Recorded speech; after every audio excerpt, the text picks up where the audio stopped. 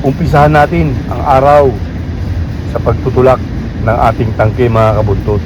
Hindi pagtutulak ng kung ano-ano. At dahil sa araw-araw na ginawa ng Diyos, ganito lang namin inuumpisahan ang aming trabaho hanggang sa matapos ang maghapon. Atin ang umpisahan ng ating araw upang matapos tayo ng maaga at makapahinga. Ganun lamang aming trabaho mga kabuntot. Tulak ng konti, hila ng bahagya, at pwersang malumanay lang. Tapos sayaw-sayaw pag may time. Huha! Yun naman dinidrain yung ating dalawang tangke mga kabuntot. Ang customer natin for today is Metro Toronto Convention dito sa may downtown Toronto. Meron silang dalawang tangking nirerentahan sa atin.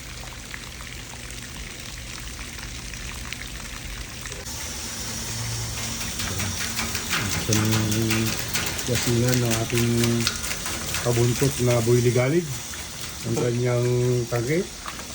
Sinisigurado niya lang na malinis at siyempre clear ang water mga kabuntot. Yes, sir! At ayun na ang finished product ng ating service mga kabuntot. Tapos na tayo sa customer na ito. Next month na ulit mga kabuntot. Huha!